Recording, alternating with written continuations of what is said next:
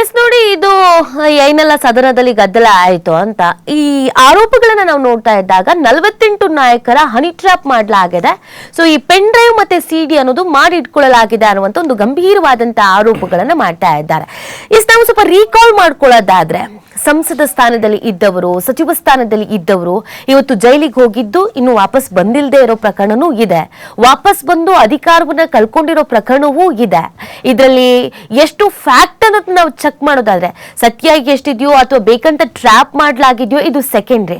But ಈ ತರದೊಂದು ನಡೀತಾ ಇದೆ ಅನ್ನುವಂತ ಆರೋಪಗಳ ನಡುವೆ ಈ ಹಿಂದಿನ ಪ್ರಕರಣಗಳನ್ನ ನಾವು ರೀಕಾಲ್ ಮಾಡ್ಕೊಂಡಾಗ ಹೌದೇನೋ ಈ ತರದ್ ನಡೀತಿರಬಹುದೇನೋ, ಅದಕ್ಕೆ ಬ್ಯಾಕ್ ಟು ಬ್ಯಾಕ್ ಎಲ್ರು ತಗ್ಲಾಕೊಳ್ತಿದ್ದಾರೆ ಏನೋ, ರಾಜಕೀಯ ವೈಷಮ್ಯದಿಂದ, ರಾಜಕೀಯ ದ್ವೇಷದಿಂದ, ಅಧಿಕಾರದ ಲಾಭಕ್ಕಾಗಿ ಈ ತರದೊಂದು ಟ್ರ್ಯಾಪ್ ಮಾಡೋ ಕೆಲಸವನ್ನ ಮಾಡ್ಲಾಗ್ತಾ ಇದೆಯೇನೋ ಅನ್ನುವಂತ ಅನುಮಾನ ಅಥವಾ ಪ್ರಶ್ನೆ ಜನಸಾಮಾನ್ಯರಿಗೂ ಕೂಡ ಹುಟ್ಕೊಳ್ತಾ ಇದೆ.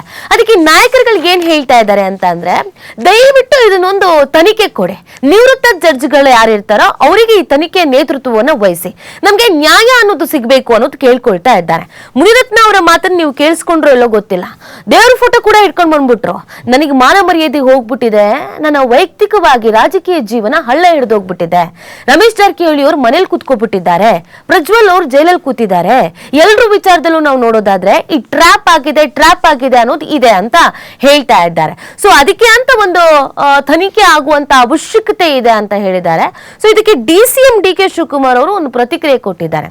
ನೀವು ಟ್ರ್ಯಾಪ್ ಆಗಿದೆ ಅಂತ ಹೇಳ್ತಾ ಇದ್ದೀರಲ್ಲ, ಪೊಲೀಸಿಗೆ ಕಂಪ್ಲೇಂಟ್ ಕೊಡಿ. ನೀವು ಸುಮ್ಮನೆ ಇಲ್ಲಿ ಟ್ರ್ಯಾಪ್ ಆಗಿದೆ ಅಂತ ಹೇಳೋ ಬದಲು ನಿಮಗೇನಾದ್ರೂ ಅನುಮಾನಗಳಿಗಿದೆ, ನಿಮ್ಮನ್ನ ಯಾರೋ ಟ್ರ್ಯಾಪ್ ಮಾಡ್ತಿದ್ದಾರೆ ಅಂತ ಅಂದ್ರೆ ಪೊಲೀಸ್ ಸ್ಟೇಷನ್ ಇದೆಯಲ್ಲ, ಹೋಗಿ ನೀವು ಕಂಪ್ಲೇಂಟ್ ಕೊಡಿ ಅಂತ ಹೇಳಿದ್ದಾರೆ. ಅದರ ಜೊತೆಗೆ ಇಲ್ಲಿ ಮಾತಾಡುವಾಗ ನೀವು ಕೇಳಿಸ್ಕೊಂಡ್ರಿ, ಅನೇಕರು ಸ್ಟೇ ತಂದಿದ್ದಾರೆ. ಅಂದ್ರೆ ಎಲ್ಲೂ ಕೂಡ ಈ ವಿಚಾರ ಬಹಿರಂಗ ಆಗಬಾರದು, ಇದು ಮಾನ ಮರ್ಯಾದೆ ಪ್ರಶ್ನೆ ಅಲ್ವಾ. ಸೊ ಹಾಗಾಗಿ ಎಲ್ಲೂ ಕೂಡ ಬಹಿರಂಗ ಆಗಬಾರದು ಅಂತ ಸ್ಟೇ ತಂದಿದ್ದಾರೆ ಅಂತ ಹೇಳ್ತಾ ಇದ್ದಾರೆ. ಮೇ ಬಿ ಜೀವನ್ ಇದನ್ನೆಲ್ಲ ನೋಡ್ತಾ ಇದ್ರೆ ಇದು ಇಲ್ಲಿಗೆ ನಿಲ್ಲೋ ಲಕ್ಷಣ ಅಂತೂ ಕಾಣಿಸೋದು ಏನಂತಂದ್ರೆ, ನಮ್ಗೆ ಈಗ ಟೆಕ್ನಾಲಜಿ ಎಷ್ಟು ಡೇಂಜರಸ್ ಆಗಿ ಹೋಗಿದೆ ಅಂತಂದ್ರೆ, ನಮ್ಮ CM ಇಬ್ರಾಹಿಂ ಅವ್ರು ಹೇಳ್ತಾ ಇದ್ರು, ಮೊದ್ಲಿನ ಕಾಲದೆಲ್ಲ ಇದೆಲ್ಲ ಹನಿನೂ ಇಲ್ಲ, ಟ್ರಾಫು ಇಲ್ಲ, ಹನಿನೂ ಇಲ್ಲ, ಮೂನು ಇಲ್ಲ ಅಂತ ಹೇಳ್ತಾ ಇದ್ರು. ಅವ್ರ ಮಾತು ಸರಿ, ನಿಜ. ನಾವು ಎಷ್ಟು ಟೆಕ್ನಾಲಜಿಲಿ ನಾವು ಎಷ್ಟು ಮುಂದುವರಿತಾ ಇದೀವೋ ಅಷ್ಟೇ ನಾವು ಮಾರಕವಾಗ್ತಾ ಇದೆ ಇದೇ ಟೆಕ್ನಾಲಜಿ ಅಂತಾನೆ ಹೇಳ್ಬಹುದು. ಮೊದಲೆಲ್ಲ ಹನಿ ಟ್ರ್ಯಾಪ್ ಆಗ್ತಾ ಇತ್ತೋ ಏನೋ ಗೊತ್ತಿಲ್ಲ, ಬಟ್ ಅಲ್ಲಿ ಸಾಕ್ಷ್ಯಗಳು ಸಿಗ್ತಾ ಇರಲಿಲ್ಲ. ಇಲ್ಲೇನಂತಂದ್ರೆ, ಒಂದು ವಿಡಿಯೋ ಅಥವಾ ಒಂದು ಇಮೇಜ್ ಅಥವಾ ಒಂದು ಫೋಟೋ ಏನಾದ್ರೂ ವೈರಲ್ ಆದ್ರೆ ಇಲ್ಲಿ ಒಬ್ಬ ಶಾಸಕರಾಗಿರಬಹುದು, ಅಧ್ಯಕ್ಷರಾಗಿರಬಹುದು, ಯಾರೇ ಆಗಿರಬಹುದು, ಜನಸಾಮಾನ್ಯನೂ ಆಗಿರಬಹುದು, ಅವರ ಜೀವನವೇ ಹಾಳಾಗಿ ಹೋಗ್ಬಿಡತ್ತೆ. ಅದರಲ್ಲಿ ಈ ಸಂಸ್ಕೃತಿ, ಹನಿ ಟ್ರ್ಯಾಪ್ ಸಂಸ್ಕೃತಿ ನಮ್ಮ ದೇಶದಲ್ಲಿ ಅಥವಾ ವಿದೇಶ ಎಲ್ಲಿ ಹುಟ್ಕೊಳ್ತೋ ಗೊತ್ತಿಲ್ಲ.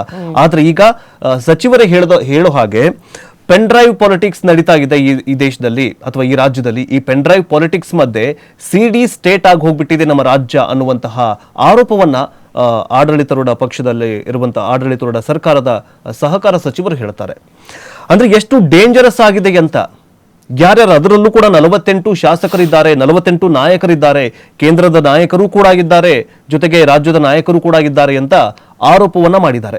ಬಟ್ ಏನಂತಂದ್ರೆ, ಮೊದಲಿಗೆ ಇದು ಸುನೀಲ್ ಕುಮಾರ್ ಮತ್ತೆ ಯತ್ನಾಳ್ ಮತ್ತೆ ಮುನಿರತ್ನ ಅವರು ಈ ಒಂದು ವಿಷಯವನ್ನ ಪ್ರಸ್ತಾಪ ಮಾಡಿದ ಉದ್ದೇಶವೇ ಬೇರೆಯಾಗಿತ್ತು.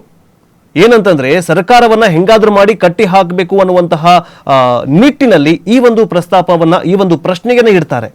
ಆದ್ರೆ ಇದೇನಾಗ ಹೋಗ್ಬಿಡತ್ತಂತಂದ್ರೆ ನ್ಯೂಟ್ರಲ್ ಆಗಿ ಹೋಗ್ಬಿಡತ್ತೆ. ಸ್ವಪಕ್ಷದವ್ರು ನಮಗೂ ಆಗಿದೆ ಸರ್, ನಿಮಗೂ ಆಗಿದೆ ಸರ್ ಅಂತಂದ್ಬಿಟ್ಟು ಆಮೇಲೆ ಇನ್ನೊಂದ್ ಮಾತು ಹೇಳಿದ್ದು ಕೇಳಿಸ್ಕೊಡ್ರಿ ಅಂತ ಅನ್ಸುತ್ತೆ. ಅದು ತುಂಬಾ ಇಂಟ್ರೆಸ್ಟಿಂಗ್ ಆಗಿತ್ತು. ನಿಮ್ಮಲ್ಲೂ ಒಂದು ಫ್ಯಾಕ್ಟ್ರಿ ಇದೆ, ನಮ್ಮಲ್ಲೂ ಒಂದು ಫ್ಯಾಕ್ಟ್ರಿ ಇದೆ. ಅಂದ್ರೆ ಬಿಜೆಪಿಯಲ್ಲೂ ಈ ಪೆನ್ ಡ್ರೈವ್ ಮತ್ತು CD ಮಾಡುವಂತ ಒಂದು ಫ್ಯಾಕ್ಟ್ರಿ ಇದೆ, ಕಾಂಗ್ರೆಸ್ ನಲ್ಲೂ ಕೂಡ ಪೆನ್ ಡ್ರೈವ್ ಮತ್ತೆ CD ಮಾಡುವಂತ ಫ್ಯಾಕ್ಟ್ರಿ ಇದೆ ಅಂತ. ಸೊ ಇದನ್ನ ನೋಡಿದಾಗ ಅನ್ಸ್ತಿರೋದು ಏನು ಅಂತ ಅಂದ್ರೆ, ಮೊದಲೆಲ್ಲ ಸ್ಟ್ರಾಟಜಿಗಳನ್ನ ಯಾವ ತರ ಮಾಡ್ತಾ ಇದ್ರು, ಅವ್ರನ್ನ ನಾವು ಕ್ಷೇತ್ರದಲ್ಲಿ ಹೆಂಗ್ ಕಟ್ ಹಾಕ್ಬೇಕು, ಜಾತಿವಾರು ಲೆಕ್ಕಾಚಾರ ಹಾಕೊಳ್ತಾ ಇದ್ರು, ಮತಗಳು ಹೆಂಗೆ ಅಂತ, ಆಫರ್ ಗಳನ್ನ ಕೊಡ್ತಾ ಇದ್ರು, ನಾವು ಗೆಲ್ಲೋದು ಹೇಗೆ ಅಂತ, ಆ ತರದ ಸ್ಟ್ರಾಟಜಿಗಳನ್ನ ಮಾಡ್ತಾ ಇದ್ರು. ಬಟ್ ಈಗ ಅರ್ಧಾರಿ ಹಿಡಿದಿದಾರ, ಈ ಪೆನ್ ಡ್ರೈವ್ ಮತ್ತು CD ಸ್ಟ್ರಾಟಜಿಗಳನ್ನ ಮಾಡ್ತಾ ಇದ್ದಾರ. ಬಿಜೆಪಿಯಲ್ಲೂ ಕೂಡ ಅದಕ್ಕೆ ಅಧಿಕಾರಕ್ಕೋಸ್ಕರ ಅದನ್ನ ಮಾಡ್ತಾ ಇದ್ದಾರ, ಕಾಂಗ್ರೆಸ್ ನಲ್ಲೂ ಕೂಡ ಅಧಿಕಾರಕ್ಕಾಗಿ ಅದನ್ನ ಮಾಡ್ತಾ ಇದ್ದಾರ. ಅಂದ್ರೆ ಅಡ್ಡದಾರಿಯ ಮುಖಾಂತರವಾಗಿ ಒಬ್ಬರ ಇಮೇಜ್ ನ ಡ್ಯಾಮೇಜ್ ಮಾಡಿ ಇನ್ನೊಬ್ರು ಬೆಳೆಯುವಂತ ಕೆಲಸವನ್ನ, ಹೊಲಸು ರಾಜಕೀಯವನ್ನ ಮಾಡ್ಲಾಗ್ತಾ ಇದೆಯಾ ಅನ್ನುವಂತ ಪ್ರಶ್ನೆ ಹುಟ್ಕೊಳ್ತಾ ಇರೋದು.